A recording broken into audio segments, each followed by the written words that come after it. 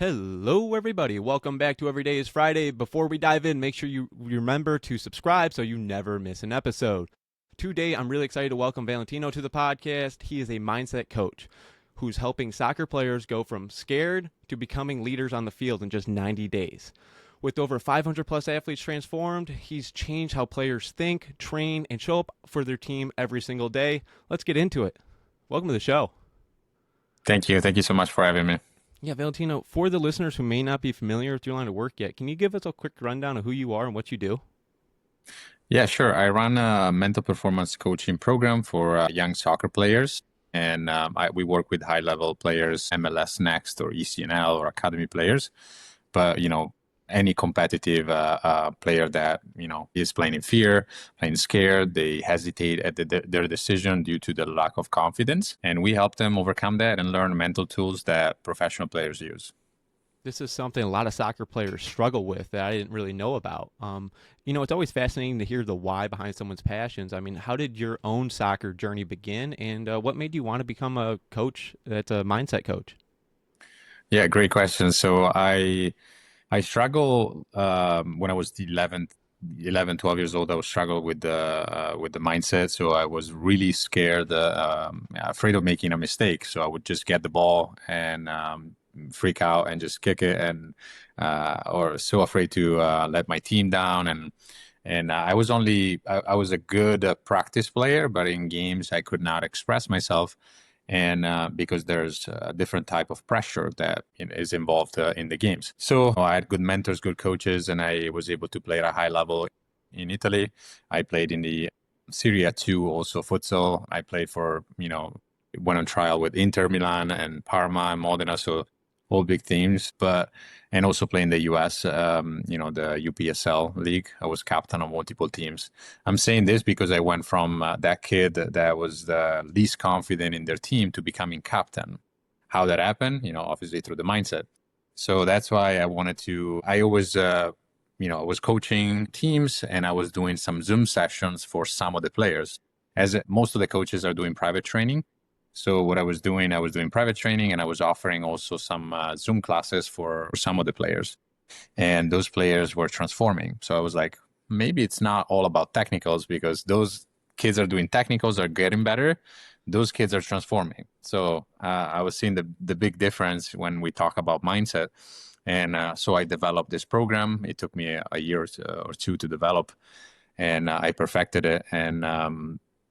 And since then, we have transformed close to 500 players. So. Yeah, why do you think so many young soccer players struggle with their confidence today? I mean, I've heard it all. I mean, a lot of the pressure comes from coaches, but it also comes from parents. I've seen parents yelling from the sidelines to their kid, but also, the competition. I've seen some MLS players, 11, 12 years old, traveling for 3 hours and staying on the bench. So when you're at 12 years old, you're treated like a professional, and the kids have no experience and, not the right mentalities, you start struggling. And I also believe that social media and, all that, and the perfectionism war that you see has affected a lot of those kids. Yeah, I mean, the more pressure, the more they play in fear. So I think that's, there's multiple factors, but yeah, lots of external pressures. Yeah, most people wouldn't even know where to start with all the pressure from their parents, from the coaches. And what's like the first step you teach to help players stop playing scared? Yeah, the first one is I make them realize the differences between playing scared and playing with confidence. And when you play scared, you play in fear, your brain triggers the amygdala, which is the fight or flight mode. And then it shocks your body. So your body becomes weaker. You have less energy. You can't think straight. Like, for example, if you're running away from a lion, right? Hopefully it never happens to anybody, but you're not going to think creatively. You're just thinking about, how do I save myself? How do I run away from this danger? So the kids that are on the field, they experience this danger, which is the mistake, and their body shuts down and they can't do anything. And that's why they understand this, because they experience it. So we develop clear mental tools that they need to apply in practices, they need to apply in games, and it basically becomes the new person. They become a new person on the field. We teach them how to become a new person on the field, players that takes risks, players that move on from mistakes. We teach them, that mistakes are normal. All the pros are doing it. So a couple of mental tools that if they practice it correctly week by week and we keep them accountable, then they're able to really change their personality. Yeah, what are some of those tricks? Because I played soccer myself, and my girlfriend plays for Detroit FC, and it's one of those things. After a mistake happens, like give yourself like 3 seconds, not even, and get right back to it and attack that ball, and like stay in your position is another thing. I mean, how do you help players become leaders on their team in just 90 days? I mean, that's quick. Yeah. So basically, is the instead of playing fear mentality, we teach them we call it the shark mentality, where basically you practice becoming more aggressive. You practice taking the risks without worrying about making mistakes. I tell them when you play in fear, there's a 95% chance that you will mess up. So you're basically stepping on the field knowing that you will mess up everything today. Or you can adopt a new mentality, which is the mentality of the pros, where they are aggressive, they are taking the risks, they're going for it. And then you have a 50-50 chance. So which one is better, right? So they start to realize that the more they try things, the more they are aggressive and the more their actual natural characteristics come out. And then they realize, wow, I'm actually good. I didn't know I was this good. So they basically, it's a self-awareness and just going for it. When you go for it, then you actually play better. Yeah, and soccer is one of those sports that when they blow that whistle, I mean it's all go action until that final second, on the shot clock, goes off. It's like one of those things that just like soccer is so intense. It's always moving, always attacking the ball, always being in the game at all times. And when you're working with players, I mean, how do you make sure they're being challenged every season? You're not going through the motions. Yeah, I just basically teach them through the 90 days. There's a reason why it's that long and it's not like 4 weeks or 3 days. It's because there's a process of mastering those mentalities that we teach them until they become the new personality. And then obviously the curriculum is, shaping their beliefs, removing limiting beliefs, adjusting your self-talk, learning how to be more positive, setting goals, having some sound pre-game routines, having some solid habits. So players are becoming also leaders in their life, not only in their team. So are you saying before the whistle even starts, being prepared for the game is really crucial and necessary? Yeah. I mean, I remember when I went playing, put stuff in the same spot. I have the same rituals every game. I eat the same thing.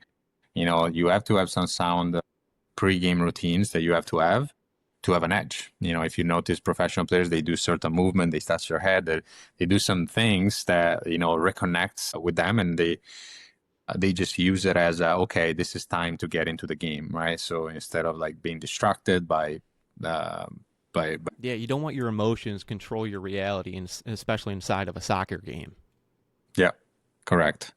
And with Valentino, with all your years of experience, I mean, from your perspective as a coach, I mean, what's one thing you notice that all great players consistently do well? That all players do well. I mean, I don't know. They all do well. Like if they come into our program and like the coachability, I think, but I don't know if everybody does that. They all do well on that. They all do well in the field when practicing, right? They go and they're really committed on the field and in their technical skills. So that's one of the things. They're not really committed yet because they don't know it yet about the mentalities. And this is also a problem that parents that we face with parents, because they come in on the call sometimes and they are so used to spend camps, private training, physical training. I tell them, well, we don't have the budget for this. We're already spending thousands and thousands a month, and my kid is still playing in fear. Well, maybe it's time to reallocate the budget into something that will actually help them. So I think they're doing really well as far as the technicals, but not on the mental side. What does great players consistently do well when you're looking at them? I mean, are they always attacking the ball? Is it their mindset? Is it they have the fundamentals down? Yeah. So it's a mix of both, because we have a lot of players that come in and they do technical training every single day for 4 hours a day. and then they go on the field and they can apply that. So without the best player in the world, they have the great skills, but they actually use the mentalities to apply those skills in the game, because those are typically the players that if you do 4 hours of technical training every day in practice, you can play with your eyes closed. But when you go in the games, you can't do that. So the great player and Messi as a mental coach, like a lot of players, if you Google, there's a lot of articles that the best player in the world, they worked on their mindset. So even Salah, when he used to play Chelsea, he was not believing in himself. So he had to hire a mental coach, and then he started playing for Liverpool. Now he's a leader. So, a lot of the players, even at a high level, you might not see it in the news, but they work on their mindset. I mean, how do you adjust when you're coaching between boys and girls? Actually, at the beginning, we had like 80% boys and 20% girls, and but right now we have a 60-40. We have a lot of girls coming in ECNL, so like high level, or even high level competitions, and it's the same. They come in with a clear goal. They're good players, but they can play the same in games. So I don't think there's any difference. We used to have a female coach, but not anymore. But it's the same. It's the same. Actually, I like coaching girls more, and our coaches too, because they're more. They pay more attention. They're more committed. Sometimes more coachable. So, yeah.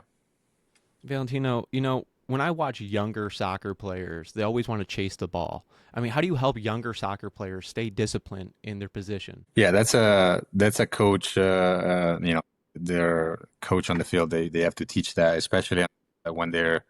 I used to coach like 7, 8-year-old, and all they do is they bunch up and they go towards the ball. So yeah, teaching them, how to stay in their position, and and just learning the game. You can't always go for the ball, and you have to stay in your space and be patient. But obviously, as a kid, it's like you're attracted to the ball.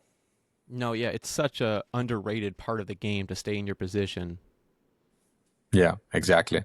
And as they become a little older and they grow up, they learn. Obviously, every coach says, "Don't bunch up, stay open." And they keep hearing that, and then finally they realize that if you are in defense, you can't be all the way to the top, or vice versa. Yeah, Valentino, what's your take on mistakes, especially for kids who are scared to, mess up in front of others? Yeah, so I would say that some kids have this idea that Messi doesn't make mistakes, Ronaldo doesn't make mistakes. I always tell them, watch the games and focus on how many mistakes they make, and they make a ton. But at the end of the game, you see Messi score 2 goals, but you missed the part that when he missed 3 goals. So just know, I just make them realize that mistakes are normal, and the more you're afraid to make mistakes, the more mistakes you will make. So instead of focusing on what you don't want, focus on what you want, which is scoring, dribbling, doing good things. So treat the mistake as, like something that will happen, and just deal with them. Now, if let's just say a soccer player is, I always say a player has to be coachable.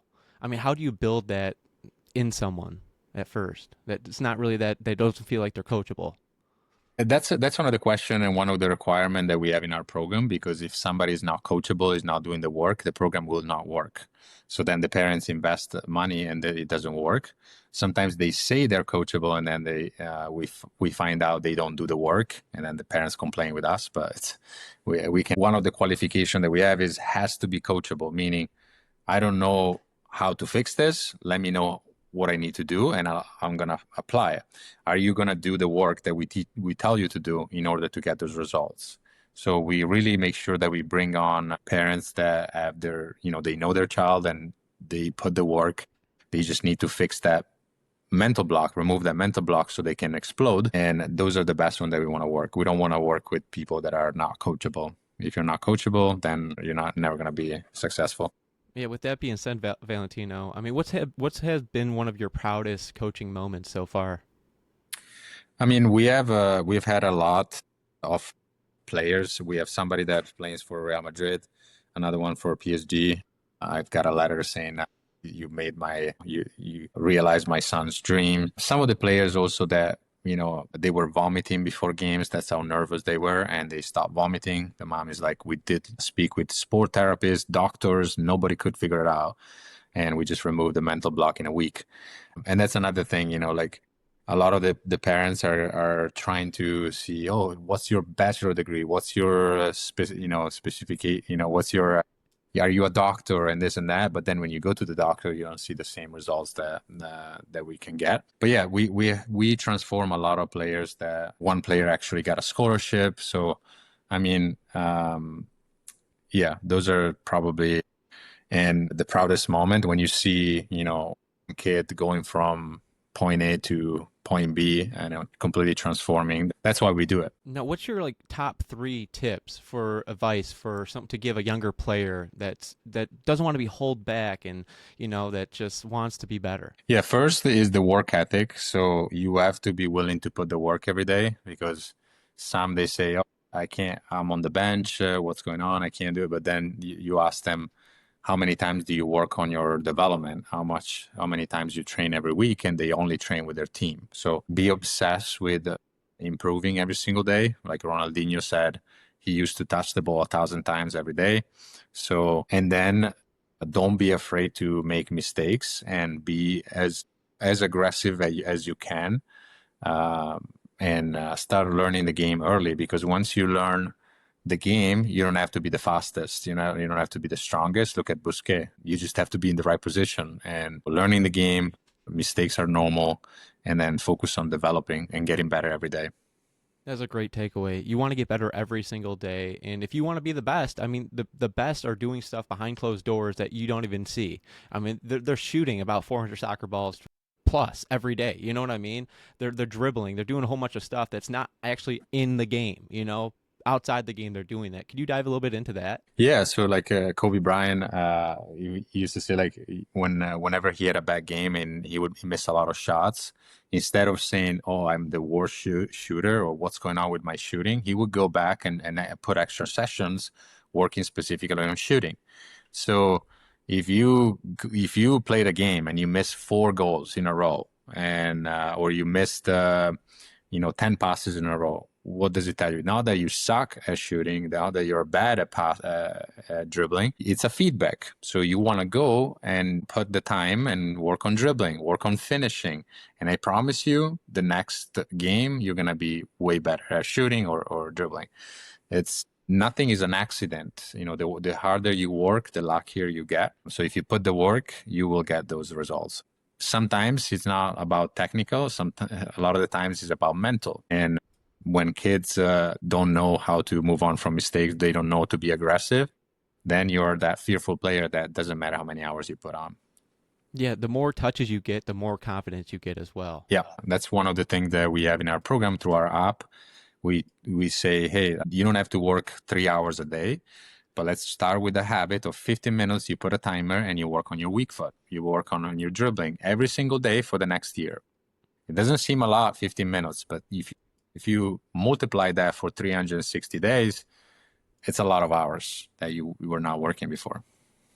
Now, Valentino, if a parent is listening right now, what would you tell them about helping their children grow in soccer? Yeah, so I would say, don't focus too much on the technical, and, whether it's working with us or somebody else, like focus on teaching them leadership skills, hire a coach, because you can't do it yourself. We get a lot of messages every day through Instagram, and everybody's like, I tell them every day, you have to be confident, you have to do this, but whose kids is listening to the parents? They are not, unfortunately. So hire somebody that teach them how to be aggressive, how to be a leader, how to move on from mistakes, how to, those life skills that unfortunately there's no school in America that teach you that. All the schools are focused on, be perfect. You can't mess up. Do your homework, So those things that we teach in our program are not taught in schools. And this is what you need to be successful. So invest in their personal development, in their mindset, and you'll see the shift in their games. Yeah, as a soccer trainer, I mean, how do you figure out what their players are really good at, and like how do you build on top of those strengths? I mean, you can see if somebody's quick, if somebody has good dribbling, somebody has a good shooting. But I always, focus on. I mean, I don't train them anymore on the field. It's just the mental. But when I was coaching them on the field, I would focus on the basics, master the basics, but then work on your weaknesses and work on your strengths. That's how you get better. With all your years of experience, I mean, what's one thing you've noticed players need to improve? The confidence, the mindset. That's the one thing that makes good players great, makes player that scout want to get. Because I looked the other day on ChatGTP and I asked like, what are scouts of D1 colleges? Where are they finding their players? And they're all finding MLS Next or ECNL or USL players. Among that pool of players, they are all the same level. You might find one or two that are like this guys, doesn't matter if those guys are amazing. They're the little Messi of the situation. But 98% of those players are all the same. They all have the same technical skills. Some is a little faster, some is a little better with the dribbling, some has a better vision of the game. But what scouts are looking for is the mental. How are you gonna handle in the final? In the final, how are you gonna handle those mistakes? How are you gonna handle when we're down 2-0? That's what college are looking for. The players that is leader, they talk on the field, they are aggressive, they try things, they move on from mistakes. If a scout comes in, they see this guy's has amazing technical skill, but at the first mistake, they start to become negative. Think this player is not going to be recruited. And this is something that most players are missing. A lot of the times we get on calls with parents that are MLS Next, and again, they focus all the budget in technicals, more camps, sending them to Europe, and then they can't move on from mistakes. That's a big mistake because they will not be recruited if that's their goal. I can guarantee that. Now, is the mental side of it, is that something that shows up in across all levels of soccer? Yeah, I mean, if a player is really good and they play recreational, maybe there's not a lot of pressure. That player scores 10 goals every game. It doesn't really show up. But as the level increase, especially we work with academy players, high level players. Like I said, there's not many players. Most of the players are the same level, but the best one, the one that are playing the most, are the one that are showing it in games and not in practice. So yes, and that's all about mindset. So, I mean, how do you train every season to feel a little bit tougher than the last? I mean, if you learn the mentalities, like I would say, how changing your personality on the field, becoming a new person, then you just have to continue doing that. You continue applying those techniques, those mental tools until you really master them. And then you have to have a mentality of getting better every single day, every single week, every single year. And you will be tougher, because what we teach is becoming a growth mindset. And growth mindset, they don't care how many challenges, how many times they get discarded, they're still getting up. Look at Michael Jordan. He's the perfect example of a growth mindset. And this is the first thing that I say to the kids. Michael Jordan wasn't afraid of challenges or failures. So the more you face failures, the more you learn, the more mentally tougher you get, and the higher chances of success. Because every time you level up, there's going to be bigger challenges. So if you're not mentally ready, you're going to go down to the bottom. Now, Valentino, what would you tell someone that's struggling on the field because of their coaches yelling at them and their parents are yelling at them all the time? Yeah, so the biggest reason why coaches yell at players, it's not because they don't like them.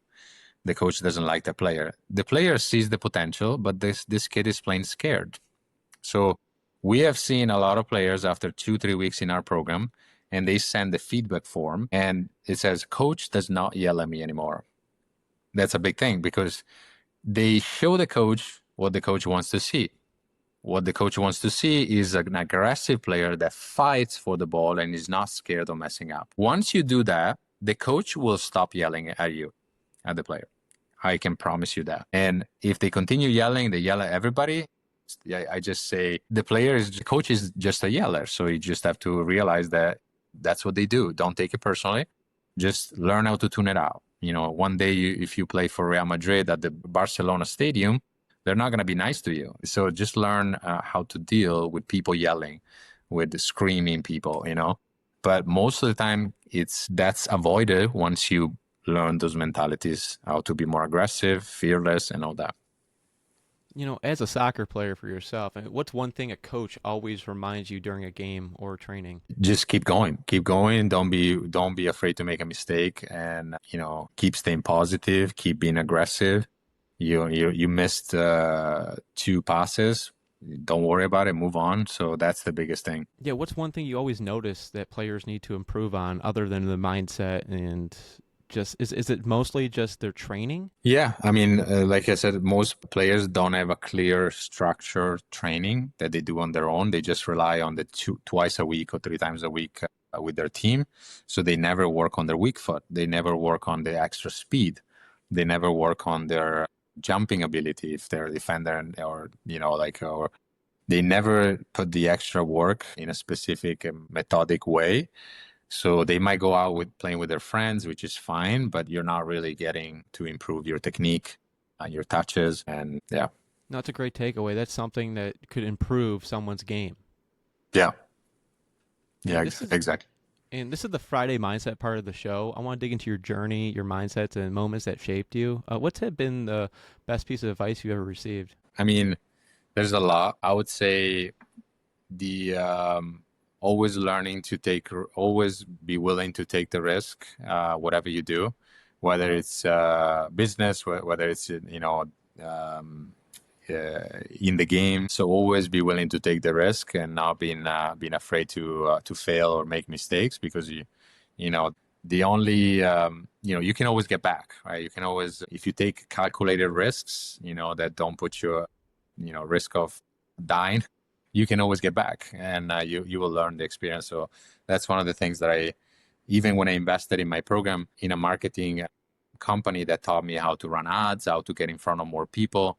And this is what I tell parents, like the only reason why I'm talking to you and I was able to help 500 people is because I invested in a program that I didn't have the money at the time, but I made it a priority because that's what I wanted. So if the priority is having your kid getting a scholarship, having your kid playing with confidence and quitting the sport, because we have a lot of parents that don't invest in the program and then a year later they come back. My son quit. You were right. Now it's too late. They don't even want to talk about soccer anymore. So the thing is, like, in that moment, take the risk, invest in your child's life. They will be thanking you for the rest of their life. And if you don't do it and they know about it, maybe they're 14, they understand. One day they're gonna resent it.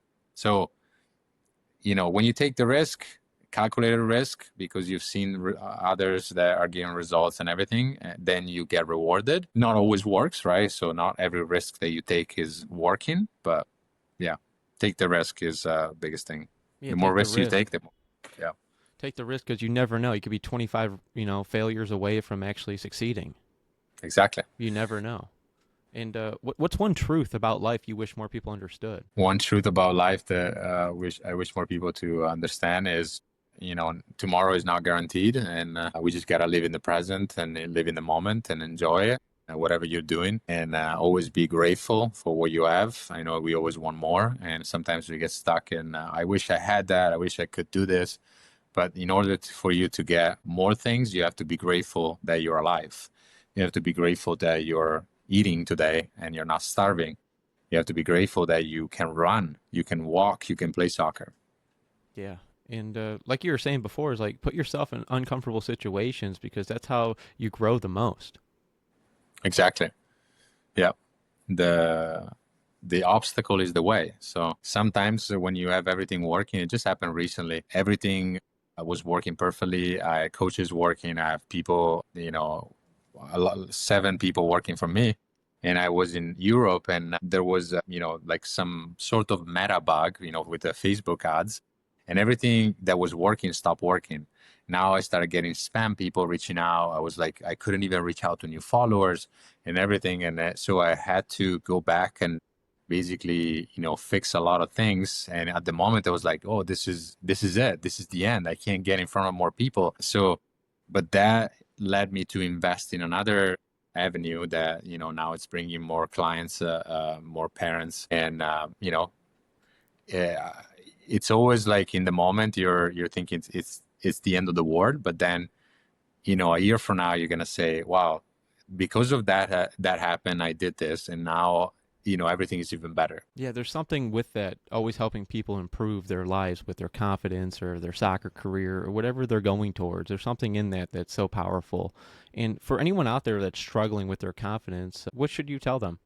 I mean, I tell them to obviously, there's a lot of free content. I have a YouTube channel. They can go on the Instagram and see some of the snapshot. But I would say just it could be for kids or for adults too. Like there's a lot of YouTube videos that you can learn how to have a stronger mindset, how to live in the moment, how to be tough, how to control your emotions. So there's a lot of channels that you can find to get mentally stronger. Right now, even if I'm a mental coach, I'm not perfect, and sometimes I have bad days and bad moments. And I read books about mindset, about psychology, about self-talk. I'm always trying to be aware of the feelings, because it's not always positive, always everything going well, like you see on social media, you think that everybody's enjoying their, and you're the only one struggling, but no, everybody struggles. So it's always important to work on the mindset. But unfortunately, kids, they're not going to go on YouTube and find the mindset. They don't know. They don't know. And as a parent, you're the only, the parents are the only one that have the power to go and find that for them, because they're not going to find it themselves. Maybe they're going to find it when they're 20, but now they struggle for 7-8 years for no reason when they could have had an opportunity. Now, what's a mindset shift that's changed everything for you? I guess there's not an exact moment, but I always wanted more out of my life, and I know that you can't have more if you have the wrong mindset. If you have a scarcity mindset, you're never going to take the risk. And we see it from a lot of parents that they have a scarcity mindset. They say, oh, the recession is coming, so I can't invest in this. Like, things that, they're just worried about. So I'm always thinking about the bright side, and I always wanted to do more and get more. So I focus on studying and reading and watching videos that are basically positive and working on the mindset, because if you do that, then your life is going to be better. And that's what I did. And I always focus on the mentality, the psychology, the getting better, getting in shape. And then life gets better when you do that. Yeah, life is a little bit better when you have a positive outlook on things. Yep.